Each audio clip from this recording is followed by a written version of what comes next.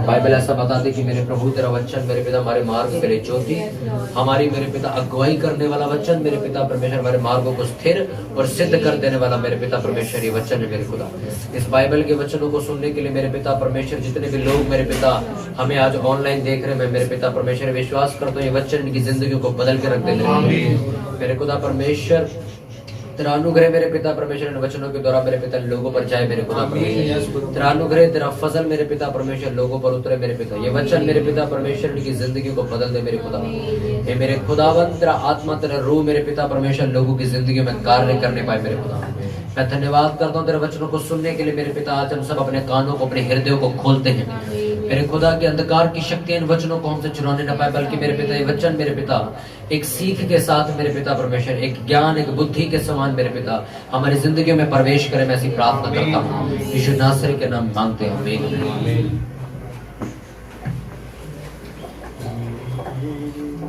Romeo 13 हम उसका पढ़ेंगे। नया नियम रोमियो की पुस्तक उसका 13 अध्याय उसका पहला वचन हम पढ़ेंगे। रोमियो उसका 13 उसका 1 हम पढ़ेंगे। रोमियो की पुस्तक 13 उसका 1 से हम पढ़ेंगे। निकालने के लिए 13 का 1 222 बोलो मत कोई भी।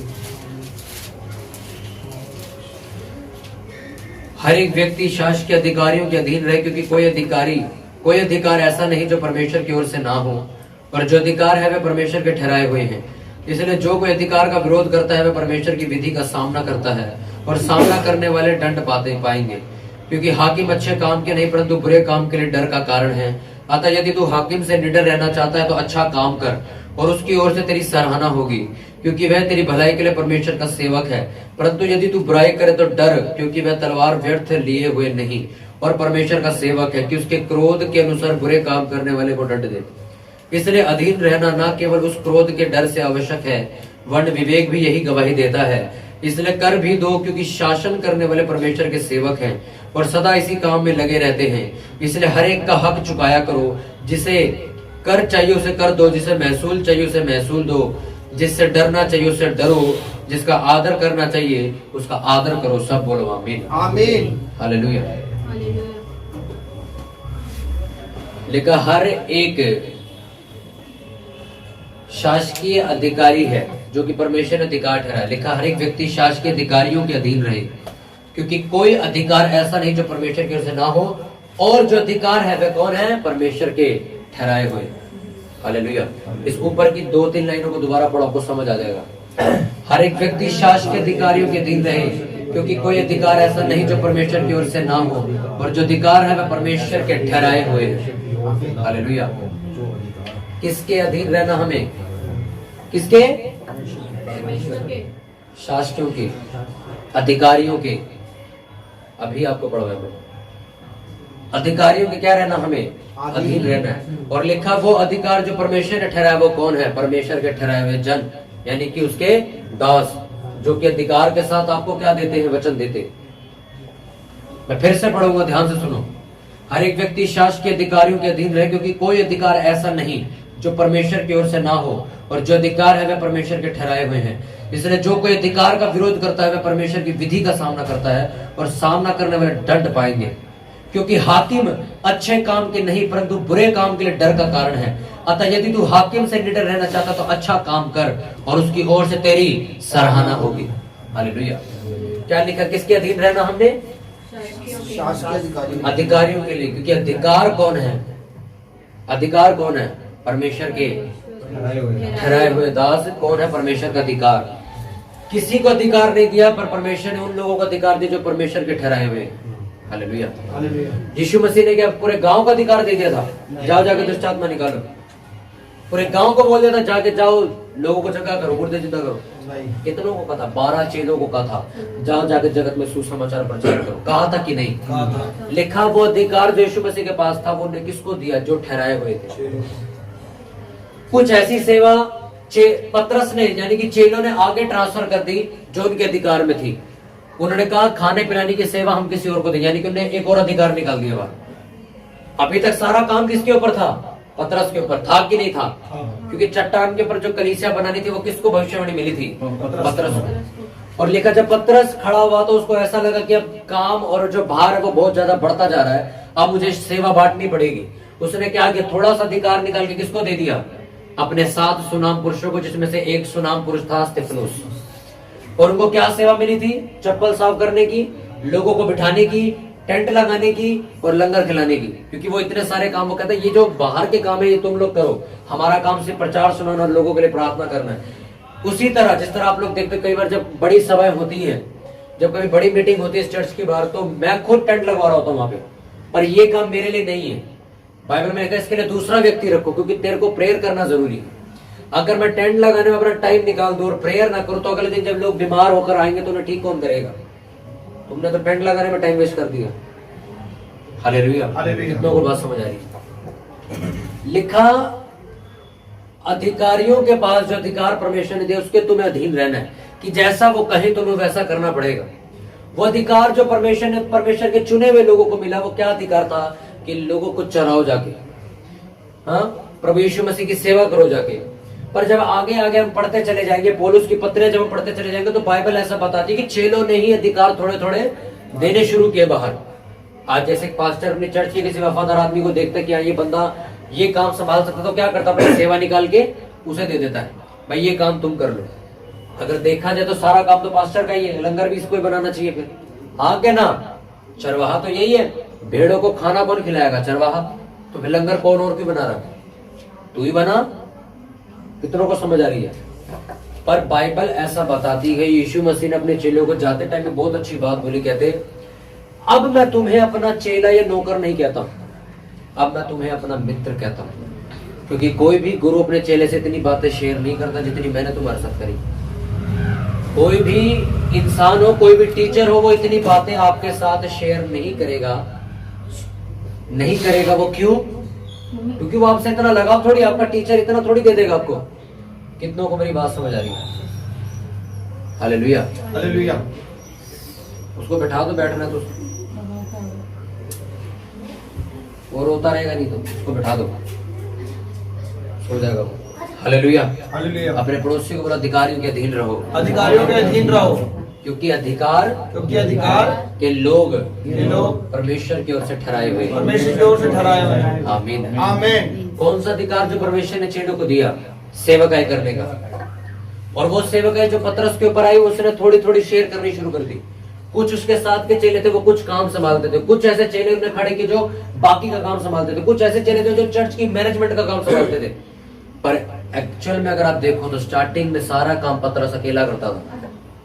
Hallelujah, hallelujah. पर मेरा जो वचन देने का जो उद्देश्य जो परमेश्वर ने मुझे दिया वो ये नहीं, मैं आपको जो बताना चाहता हूँ उसको सुनना। लिखा जब अधिकार पतरस के ऊपर आया तो उसके चेले जो उसके साथ थे वो उसकी सुनते थे, और जिसको वो जैसी जैसी सेवा बांटता था वैसी वैसी उसको दे दी जाती थी।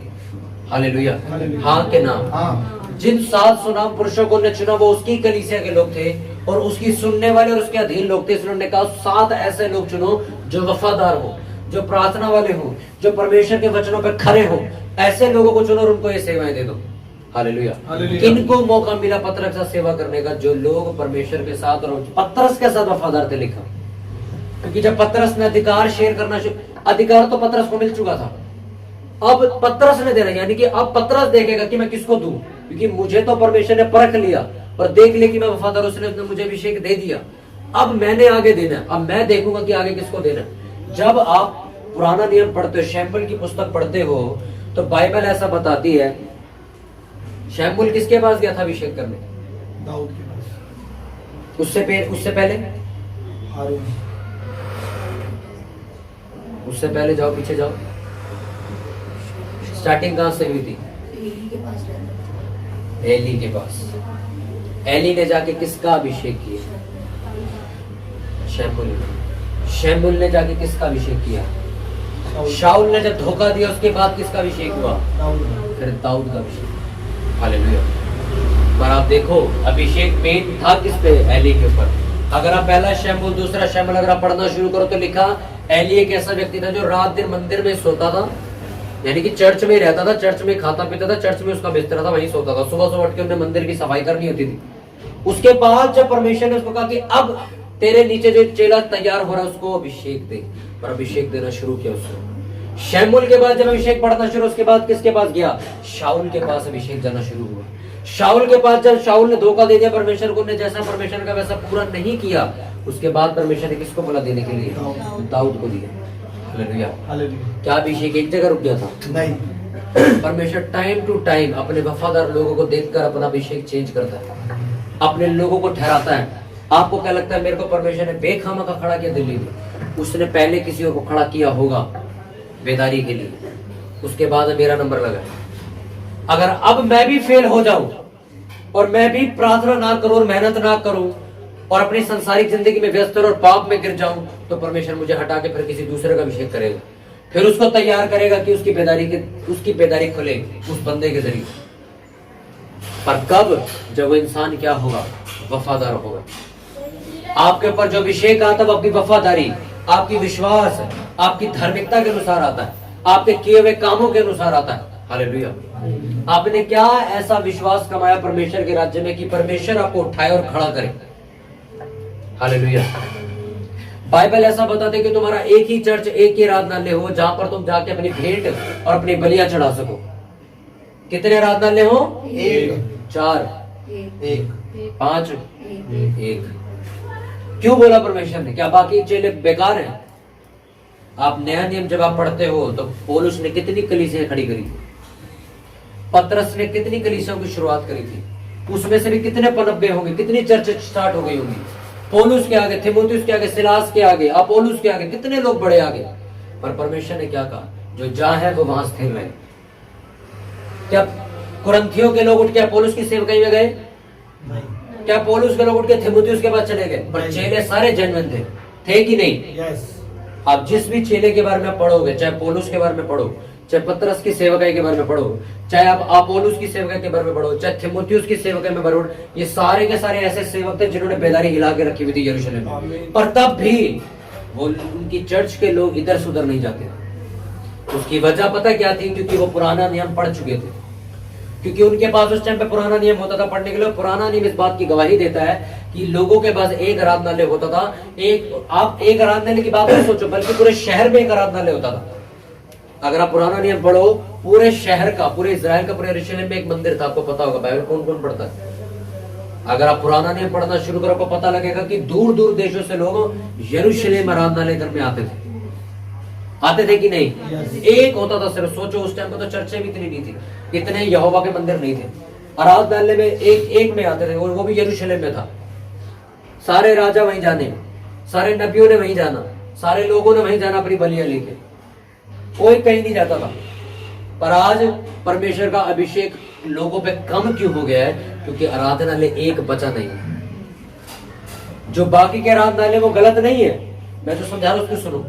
अभिषेक इसलिए कम हो गया क्योंकि परमेश्वर को ऐसा लगता है कि जब वो आपका अभिषेक करने के लिए आता है, तब आप उस कलीसिया से गायब हो जाए। जितने भी लोग मेरे को ऑनलाइन सुन रहे हैं, परमेश्वर उनसे जरूर बात करेगा। आज अगर इस कलीसिया में परमेश्वर अभिषेक करने आए एक बंदे का, और वो आता परमेश्वर अभिषेक करने के लिए, आज वो बंदा किसी दूसरी चर्च गया हुआ है, परमेश्वर वापस अपनी तेल की कुप्पी लेके चला जाएगा।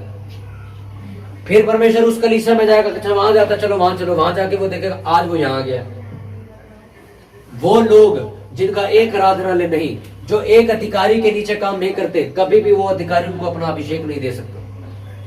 वो पास्टर कभी भी उनको अपना अभिषेक नहीं दे सकता जिस अभिषेक के नीचे वो रहना नहीं चाहता। आपको मैं एक बात बता दूं, बारिश आती, 4 लोग छाता लेके जा रहे हैं, 4 लोगों के पास छाता, एक यहाँ है, एक यहाँ खड़ा है, एक यहाँ खड़ा, मतलब ऐसे खड़े दूर दूर छाता लेके खड़े।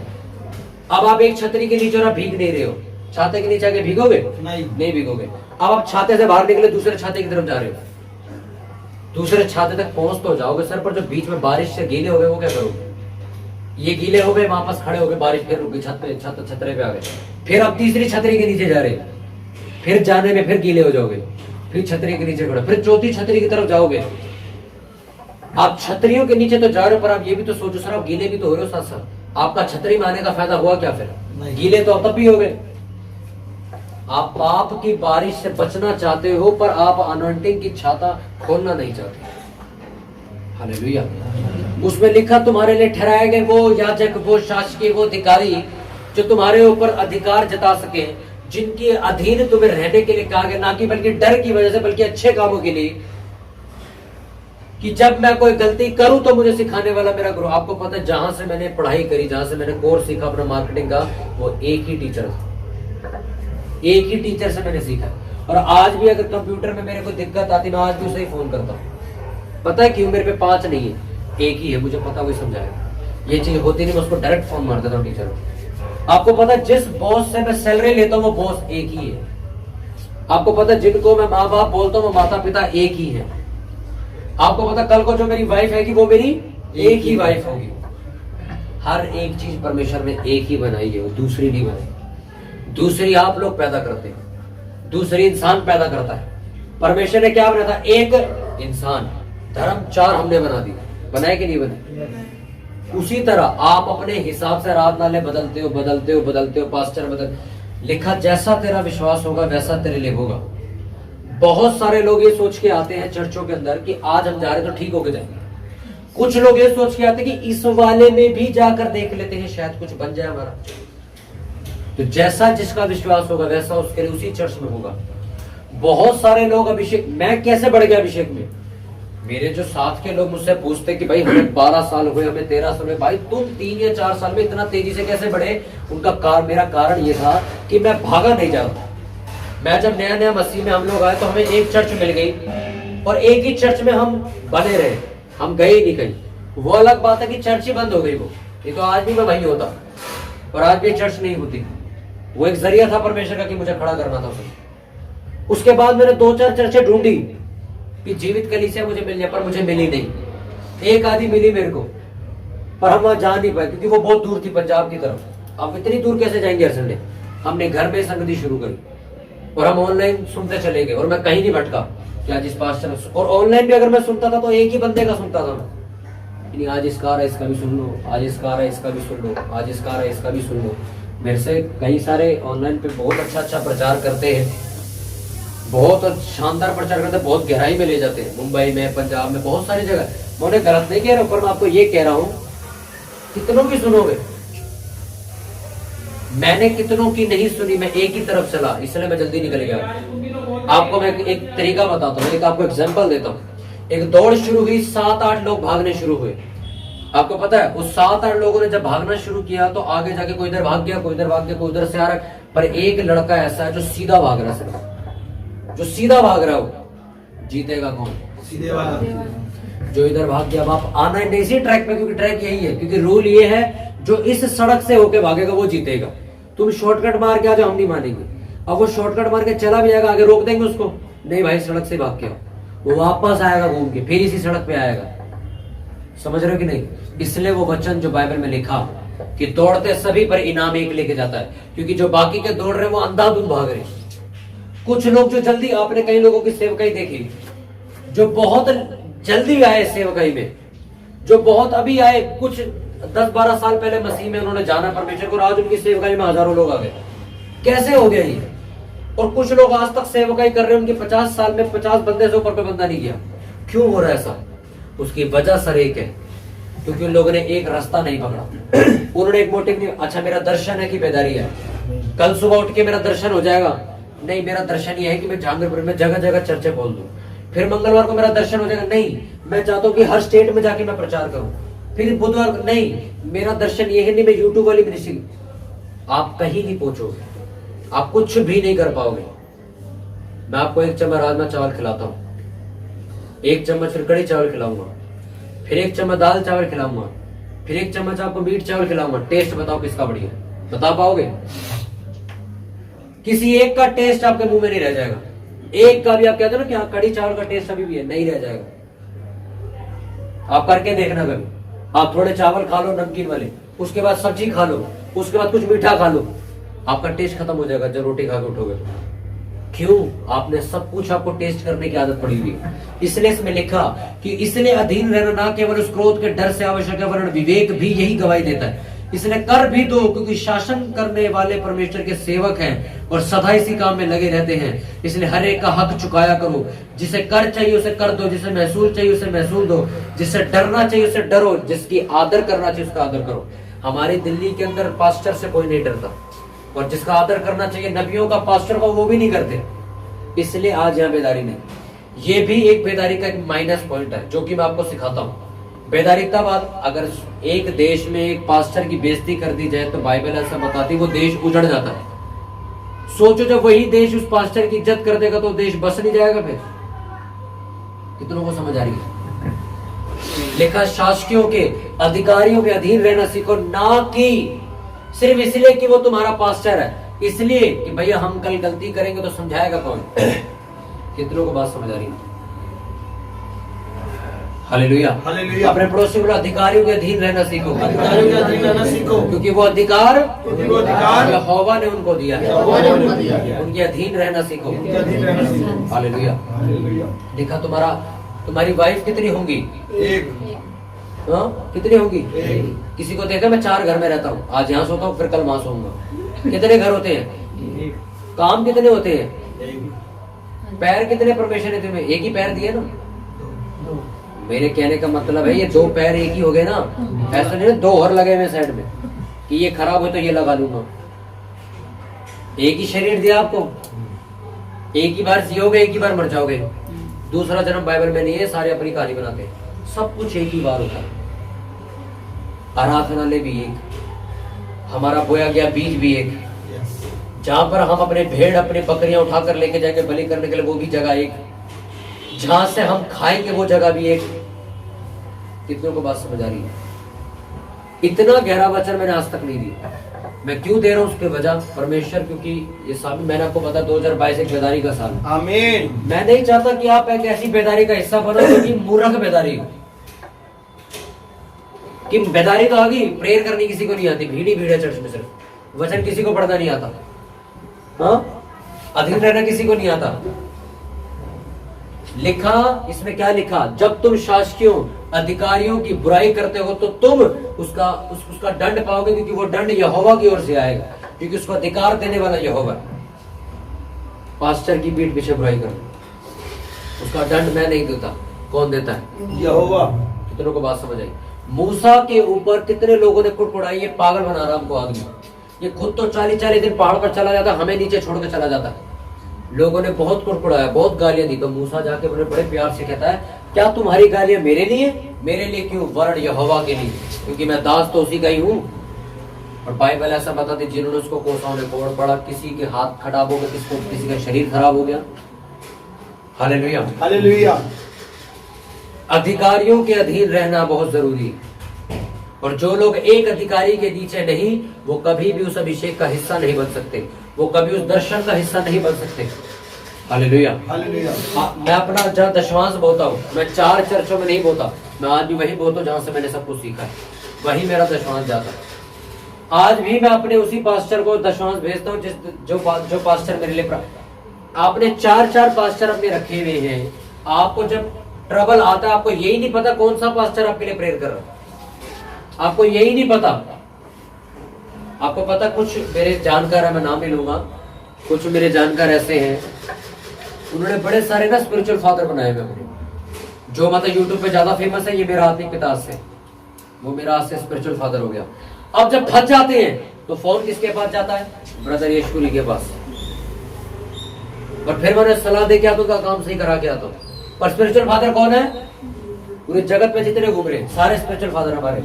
जैसे ही फंसे, ब्रदर यशकुली को फोन मिलाओ फटाफट। मैंने कहा उन्हें, मैंने कहा एक बात मुझे तुम बताओ, तुमने कहा भी तुम्हारा पास्टर वो, तुम कहते हो हमारा सब कुछ वो, हम दशमांश भी देते, सब कुछ ये करते, जब फंसते हो तो मेरे को फोन क्यों करते हो? फिर आप सही सलाह दे देते हो ना, तो मैं कहा वो नहीं देते, कहते वो तो सीधा ही कहते हैं ये छोड़ दो, पीछे हट जाओ। कहते आप आगे रास्ता बता के तो निकलना कैसे? वो कहते हैं रास्ते से क्विट कर दो, बैक मार जाओ। मैंने उस दिन बताया ना था, जिन लोगों के पास प्रार्थना करने की सामर्थ्य नहीं है, आप उनके पास अपने दर्शन लेके जाओगे ना, मास्टर जी दर्शन है, वो एक ही बात कहेंगे, प्रेयर करेंगे हम इसके लिए, क्योंकि उनके पास जवाब है नहीं। अब मतलब कौन समझाए इसका? आप उनके पास कोई सवाल आप उनके पास लेके जाओगे ना, ब्रदर मेरा लड़का ठीक नहीं हो रहा, वो इतनी सामर्थ्य नहीं दिखाएंगे कि ला मैं प्रेयर करूं ठीक हो जाएगा, इसके दौरे ठीक हो जाएंगे। हम प्रेयर करेंगे, उन्हें पता हम कुछ नहीं कर सकते, पर तब भी लोगों की आंखें नहीं खुलती। Hallelujah, hallelujah. आप ऐसे लोगों के अधीन रहना है सर जो एक्चुअल में आग की तरह काम कर रहे हैं। भट्टी के अंदर कोयला डालो और कोयला निकाल के वापस बाहर रख दो, फिर कोयला निकाल के दूसरे भट्टे में डाल दो, फिर उस वाले में से कोयला निकाल के फिर तीसरी भट्टी में डाल दो, फिर तीसरी में से निकाल के चौथी में डाल दो। आप जब चौथी में डालने जा रहे होगे ना, तो डालने से पहले एक बार कोयला चेक करना वो ठंडा हो चुका होगा। जो आपने बार बार अंदर बाहर किया ना उसको, उसी में वो ठंडा हो गया हो। यही चीज है, जब आप किसी मिनिस्ट्री से बाहर निकलते हो, फिर अंदर आते हो, फिर बाहर चले जाते हो, फिर अंदर आ जाते हो, आप खुद ठंडे पड़ जाओगे। इसलिए आज 90% क्रिश्चियंस दिल्ली के अंदर ठंडे और उनको गर्म ये सेवकाई करेगी। आमीन। हालेलुया। तो मेरी बात समझ आ रही है। इसलिए उसमें लिखा, मैं आखिरी लाइन दोबारा पढ़ूंगा, मेरे साथ साथ अपने पड़ोसी को बोला, क्योंकि हाकिम अच्छे काम के नहीं, हाकिम अच्छे काम के लिए, परंतु बुरे काम के लिए, बुरे काम के लिए डर का कारण है। डर का कारण है। अतः यदि तू हाकिम से निडर रहना चाहता है, हाकिम से निडर रहना चाहता तो है, अच्छा काम कर, तो अच्छा काम कर, और उसकी ओर से तेरी सराहना होगी, उसकी ओर से तेरी सराहना होगी। क्योंकि मैं तेरी भलाई के लिए तेरी भलाई के लिए परमेश्वर का सेवक है। परमेश्वर का सेवक है। परंतु यदि तू बुराई करे तो डर, क्योंकि मैं तलवार व्यर्थ लिए हुए नहीं और परमेश्वर का सेवक है, कि उसके क्रोध के अनुसार बुरे काम करने वाले दंड पाए। हालेलुया, आमीन, आमीन। लिखा, अपने पास्टरों से डरो, क्योंकि उसके हाथ में जो तलवार है वो व्यर्थ नहीं। तलवार का मतलब वचन, क्योंकि जब वो वचनों से तुझे समझाएगा तब हो सकता तुझे दुख हो जाए। Hallelujah, hallelujah. इसलिए क्या करना, तुम्हें उसका आदर भी करना, उससे डरना भी है। हालेलुया। हालेलुया। अधीन रहने का मतलब होता क्या है, उसका मतलब भी आपको समझना जरूरी है। देर से आज्ञा मानने वाला व्यक्ति आज्ञा ना मानने के बराबर होता है। बोल दिया जाकर ये उठा के रख दे, अभी नहीं उठाए, घंटे बाद उठाए, तो मतलब तूने आज्ञा तो वैसे भी नहीं मानी, भले उठाए घंटे बाद है, हाँ, पर आज्ञा ना मानने के बराबर हो गया, क्योंकि तूने लेट मानी बात। कितनों को बात समझ आ रही है? Hallelujah, hallelujah. हाथों को उठाओ। मेरे सामर्थ्य पिता परमेश्वर, मैं तेरा धन्यवाद करता हूँ कि तू मेरी विनतियों प्रार्थनाओं को नित्य सुनता है मेरे पिता। मेरे सामर्थ्य पिता, जितना वचन मेरे पिता यहाँ बोया गया, दिया गया मेरे पिता तेरी आत्मा के द्वारा, मेरा विश्वास है मेरे पिता तेरा वचन मेरे पिता लोगों की जिंदगियों को बदलेगा। आमीन। बाइबल ऐसा बताती, जहाँ प्रभु का आत्मा वहाँ स्वतंत्रता वास करती मेरे आमीन। पिता। मेरे पिता परमेश्वर, बाइबल ऐसा बताते कि हम अपने अधिकारियों के अधीन रहे, अपने स्वामियों के अधीन रहे, क्योंकि वो हमारे ऊपर इसलिए ठहराए गए कि मेरे पिता परमेश्वर हम बढ़ सके और हम सुधर सके और गलती करने से बच सके। मेरे पिता वो हमारे डर का और अच्छाइयों का कारण बने। मेरे सामर्थ्य पिता, बाइबल ऐसा बताती कि उनको अधिकारी बनाने वाला तू है, उनको अधिकार देने वाला तू है। मेरे खुदा, मैं प्रार्थना करता हूँ जितने भी ऑनलाइन इस टाइम मेरे पिता परमेश्वर लोग इस वचन को सुन रहे, मेरे पिता खुदावंद यीशु मसीह के नाम में वचन इनकी रूह में समा जाए। मैं प्रार्थना करता हूँ सुनने वाले लोग आशीष पाए, इनके कान मेरे पिता परमेश्वर आशीषित हो। ये वचन मेरे पिता परमेश्वर तेरे को तेरे शासकियों के मेरे पिता अधीन बनाएगा इन लोगों को। ये तेरे दासों की आदर करना, इज्जत करना सीखे मेरे खुदा परमेश्वर। और मेरे खुदा परमेश्वर तेरे वचनों को जब हम पूरा करते चले जाएंगे तो लिखा था हमारा भला होगा, क्योंकि हमारी बलियों हमारे चढ़ावों से नहीं बल्कि मेरे पिता तेरे वचनों पर चलने से हमारा भला होता है। खुदावंद ये वचन मेरे पिता सदा के लिए मेरे पिता लोगों की जिंदगी में ठहर जाए, कलीसिया में ठहर जाए, कि मेरे पिता परमेश्वर आज जो चीज हमने सीखी, कल जब जो लोग नए आएंगे हम उन्हें भी सिखा सके कि हमें मेरे पिता अधिकारियों के अधीन कैसे रहना है खुदा। क्योंकि मेरे पिता जब तक मेरे पिता परमेश्वर हम दीनता के साथ मेरे पिता तेरे दासों के नीचे नहीं आएंगे तब तक हम मेरे पिता कृतार्थ नहीं हो सकते। क्योंकि वचन ऐसा बताता है कि मेरे पिता परमेश्वर तुम यहोवा पर विश्वास करो वह तुम्हें स्थिर करेगा, मेरे नबियों पर विश्वास करो तो तुम कृतार्थ होगे, विक्ट्री पाओगे, सक्सेस पाओगे। मेरे पिता हमें तेरे नबियों पर भी विश्वास करना, बाइबल ऐसा बताती है क्योंकि वे तेरे नाम से मेरे पिता तेरी आवाज हमें सुनाते हैं। मेरे खुदा मैं तेरा धन्यवाद करता हूँ इन वचनों के लिए मेरे पिता, इन वचनों को आशीष देता हूँ, यीशु नासरी के नाम में मैं आशीष देता हूँ, आमीन।